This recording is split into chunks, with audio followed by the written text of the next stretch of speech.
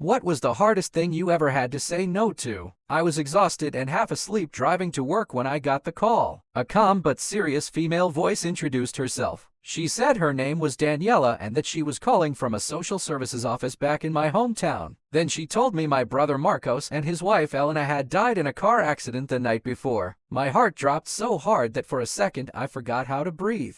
I pulled over onto the shoulder of the highway and just sat there gripping the steering wheel while cars rushed past me. At first, I honestly thought she had the wrong number. People don't just disappear like that. Not both at once. Not your brother. Not the person you've spent your entire life assuming will always be somewhere out there, even if you haven't spoken in years. But Daniela kept talking. The accident had happened late at night. A drunk driver crossed into oncoming traffic. Neither Marcos nor Elena survived the impact. Then came the part that knocked every remaining thought out of my head. Their daughter, Luque, was physically unharmed, but she was only 8 years old, and she had no parents anymore. Daniela explained that I was listed as her emergency guardian. I hadn't spoken to Marcos in 6 years. 6 years! The number sounded even worse when someone else said it aloud.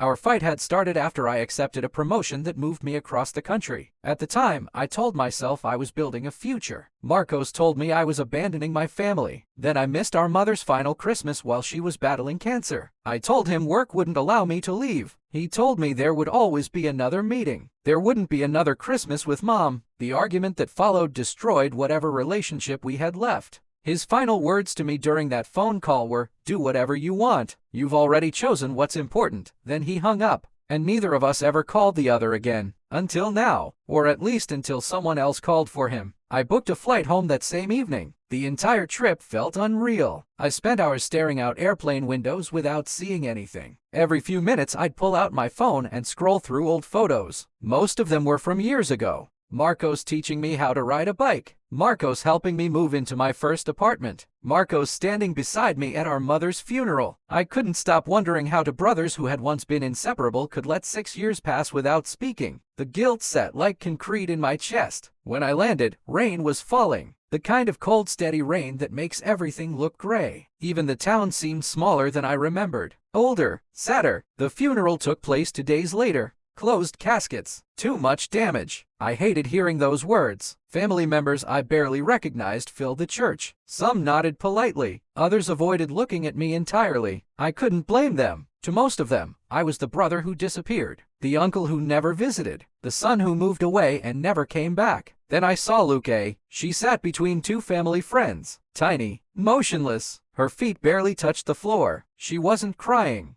That somehow made everything worse. Children should cry at funerals. Children should scream and ask why. Children shouldn't sit there looking completely empty. After the ceremony, I walked over and introduced myself. I wasn't sure if she'd even remember me. The last time I'd seen her, she was barely 2 years old. She looked up at me. For a second, I saw Marcos in her face. The same eyes. The same stubborn expression. Then she said something I'll never forget. "You're the uncle who forgot about us." I felt like I'd been punched. Before I could answer, she turned around and walked away. And honestly, I deserved it. That night, I stayed at Marcus's house. Walking through the front door felt like stepping into a time capsule. Everything was exactly where it had always been. The couch, the dining table, the framed family photos, the little height markings on the kitchen wall showing how much Luque had grown over the years. I stared at those marks for a long time. There were 6 years worth of memories on that wall. 6 years I had missed. 6 years I could never get back. Around midnight, unable to sleep, I wandered into Marcus's office. Inside a closet sat a plastic storage box. Written across the top in black marker was a single word, Luque. I opened it, and completely fell apart. Inside were hundreds of little pieces of her life. School projects, birthday cards, drawings, report cards, photographs, movie tickets, tiny handwritten notes. There was even a notebook. At first, I thought it was a journal. Then I realized it was something even more personal. Marcos had written about being a father. Every milestone, every achievement, every fear, every proud moment. The first day she rode a bicycle. The first time she lost a tooth. The first time she got stage fright at a school performance. He wrote everything down, like he was afraid of forgetting even a second of it.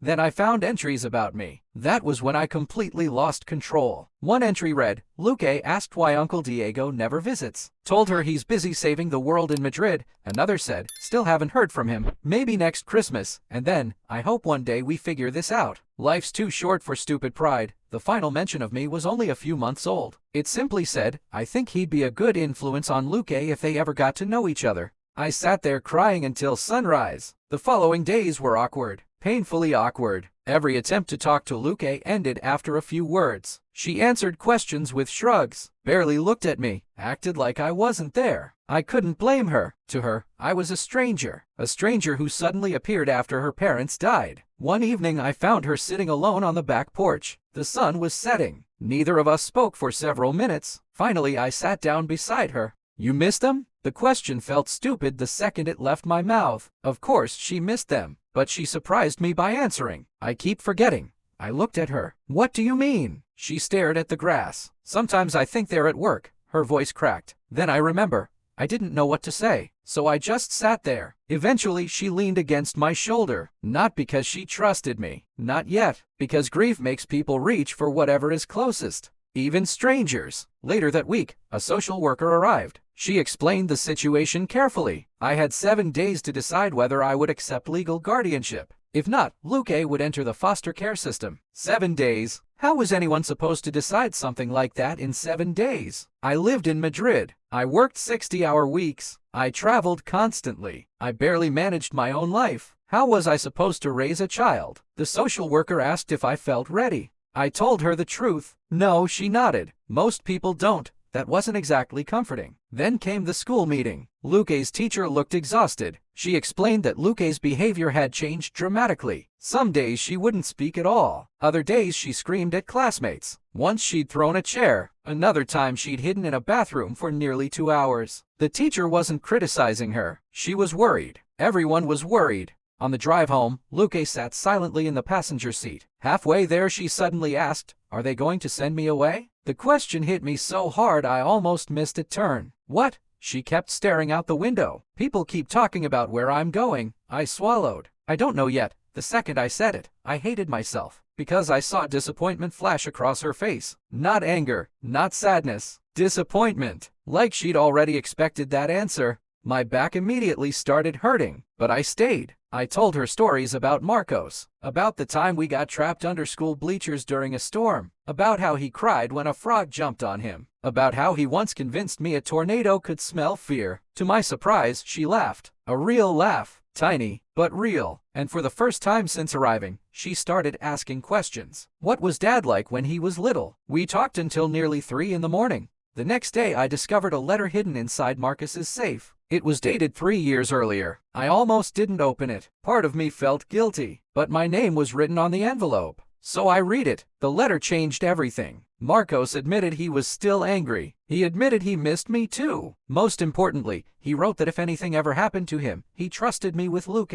Not because I was perfect, not because I was ready, because he believed that when it truly mattered, I would show up. I read that letter 6 times, then a 7th, and each time the same question echoed in my head. What if he was wrong? The answer arrived sooner than expected. My boss called the next morning. A major presentation had been moved up. A promotion I'd chased for years was finally within reach. The kind of opportunity people spend entire careers waiting for. He told me I needed to return immediately. If I missed it, someone else would get the position. There would be no second chance. After hanging up, I stood alone in Marcus's kitchen. My future sat in one hand. My brother's letter sat in the other. I thought about everything I'd worked for. The apartment, the career, the promotions, the sacrifices. Then I looked at the refrigerator. One of Luke's drawings was hanging there. It showed 3 stick figures. Her, Marcos, Elena, a family she didn't have anymore. For the first time in my life, the decision felt obvious. My hand shook as I called my boss back. I won't be there. There was a long silence. Then anger. Then disappointment. Then the promotion disappeared. Just like that. Years of work gone. All because of a single word. No. The hardest no I had ever said. After the call ended, I heard a small voice behind me. You're staying? Luke stood in the doorway. I nodded. For a second she didn't move.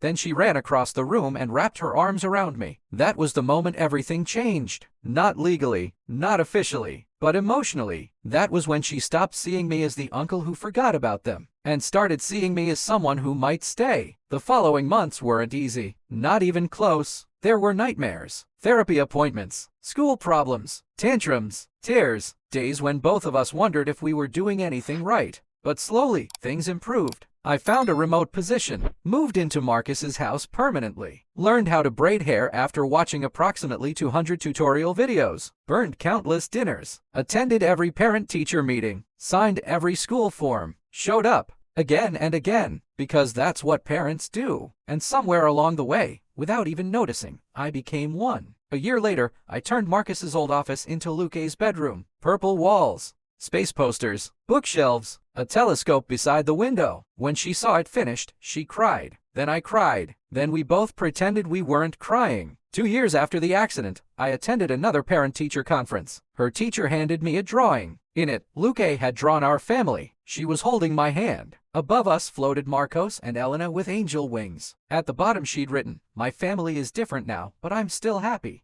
I stared at those words for a long time. Then I looked out the classroom window and saw her laughing with friends. Healthy, safe, growing, exactly what her parents would have wanted. Sometimes I still wonder what would have happened if I'd said yes to my career and no to guardianship. Maybe someone else would have taken care of her. Maybe she'd have been fine. But I know one thing with absolute certainty. The hardest thing I ever had to say no to wasn't the promotion. It wasn't the money. It wasn't the future I thought I wanted. The hardest thing I ever had to say no to was the life I had planned for myself. And it turned out to be the best decision I ever made.